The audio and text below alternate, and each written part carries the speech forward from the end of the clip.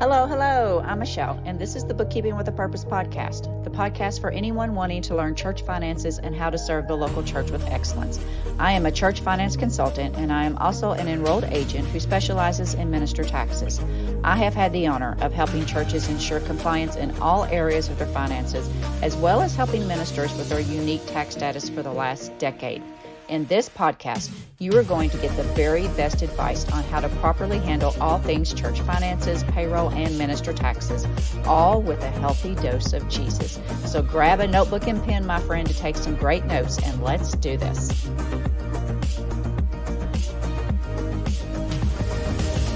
Welcome back to the Bookkeeping with a Purpose podcast. Today we are going to continue looking into fourth quarter things that I want you to do. And today we're going to do 4 more things that you can add to your list, kind of like an ultimate year-end church finance checklist. Okay. So one of the things you're going to do is you need to notify your members of the giving deadline for them giving their charitable contributions. What this is you need to let them know that if they are going to make any type of year-end contributions, that the special date that they've got to remember is December 31st. That date is very important because if they're going to mail you a check, it must be postmarked by December 31st. You don't have to receive it by December 31st, but it does need to be postmarked by December 31st. All right. If they're going to make an online contribution, again, it needs to be done by the end of day on December 31st. If they're going to do a credit card donation, again, by the end of the day on December 31st. So what this is telling you is that it doesn't matter when you physically receive the check or payments or when you deposit the payments. What matters is when what the IRS calls when it was constructively in your hands, okay? Which is either when the donor puts it in the hands of the post office or they make that online payment, all right? So you need to notify them of that. So everything needs to be done by December 31st. And so, for example, if Sarah writes you a check on December 30th, but she brings it to you physically on January 2nd, it is a January contribution. It is not December contribution. Again, what the date on the check is not what matters. It's when it was constructively handed over to you. All right. So that's the first thing you're going to do. You're going to notify your members of the giving deadline because a lot of churches can get some really nice donations at year end, and we want to make sure you get those and that they give them on time. All right. Second thing I want you to do is to know the $250 rule.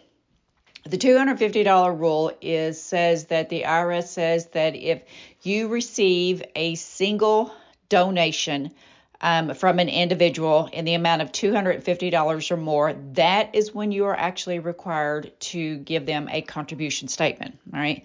So a lot of churches obviously wait till the end of the year and just do one big contribution statement. And that's wonderful to do that. But I like to also remind you that you may have one-time givers, or you may have those that a family member comes in out of town, or sometimes if someone passes away, someone will give a donation in memory of someone.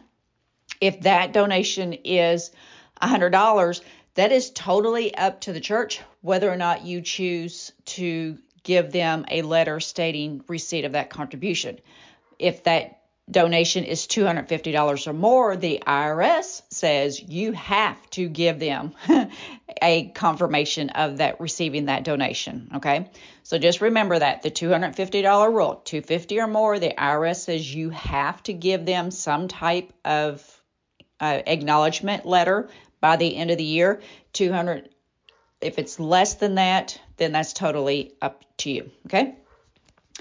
The next 2 things that I would like you to do they're not necessities, but they're just really good business practices to do, okay? The first one is I would absolutely love for you to locate your 501c3 approval letter, Okay.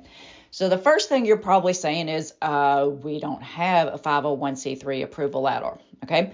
The way that you get that is if you are a part of a national or state denomination, and that denomination is a 501c3 approval, you fall under what they call their umbrella, and you can contact your state denominational office and say, can I get a copy of the group exemption letter? And what that is that's going to say that, like if you're a member of a Southern Baptist church, it's going to say Southern Baptist Convention, here's their tax ID, and First Baptist Church, Main Street, Alabama, falls under that group exemption. Okay.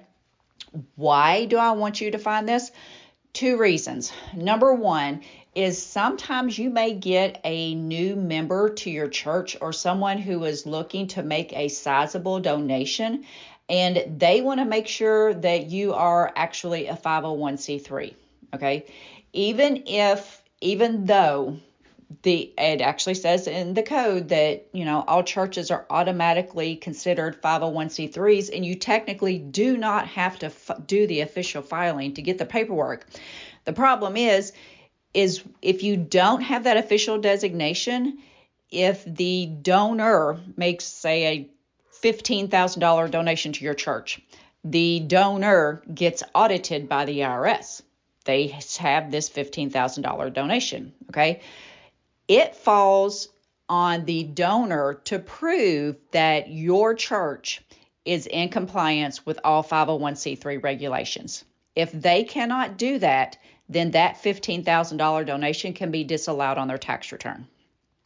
Okay, so that's why, even though many churches, and especially many small churches, don't ever go through the process to get that official designation, because it is costly, and it's not cheap to get it done, because I do those for churches, and it is a lengthy process. And in 2020, 2021, the IRS made even more changes to make it even more of a humdinger to do. But anyways, if someone, that's the first reason that I want you to find that letter. Again, either find if you do have the official designation and you just can't find your letter, all you got to do is request a copy of it from the IRS, and they will send you a copy of it. Okay.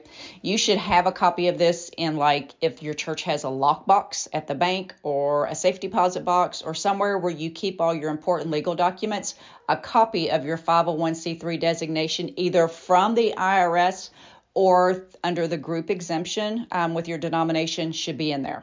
Okay. The second reason that I want you to find your 501c3 approval letter is because sometimes you can get discounts. Like software, you should never, ever pay full price for any software before you check out TechSoup.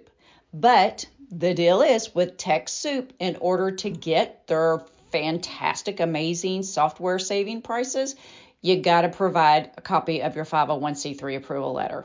Okay. All right. So hunt down that 501c3 letter. All right. And then the fourth thing that I would like you to do is just review your church insurance policy. Sometimes the best thing is not to always go with the same old, and to stay with what you've got. Sometimes you can, if you're looking through your policy, make sure that your coverages are actually what you need, and then check rates. It does not hurt to check rates. You would think that if you've been with, say, Brotherhood Mutual Insurance for 10 years, you're not going to find a better rate. Well, you never know. It could happen. Okay. So just review your insurance policy. Make sure that you have the proper liability coverage. Make sure you've got, maybe just because of the way society has changed the past few years, you've got coverage for things, that you could possibly be sued on. So do that for me. Okay. So that's the 4 that I'm going to give you today. Number 1, you're going to notify your members of the giving deadline, which is December 31st. Okay. And again, if you need to explain, the when to mail a check, the credit card payment, the online giving, or physically handing in a check when those deadlines are. Know the $250 rule, okay? Find your 501c3 approval letter, either again, the one from the actual IRS or through your state denomination, and then just take the time and just look over your church insurance policy. You know, if you've got a stewardship team or a building team, a legal team, whatever type of team you may have, your board, your elders, just have them take a look at that insurance policy and make sure that you're properly covered, okay? All right, so that's going to be all for today. And then next week, I'll cover some more things that we need to put on your checklist. And until then, thank you guys so much for listening to me. I hope that we're helpful. And always remember to strive to make an impact and not just an income. And remember to look your best, do your best, and be your best. Talk to you soon. Thanks again for listening to today's episode. If you learned something new or were inspired in any way, please do me a huge humongo favor and leave me a fantastic 5-star review on Apple Podcasts. It helps more people to find the show. And then share this episode with someone who you think it could help. Until next time, my friend, be blessed.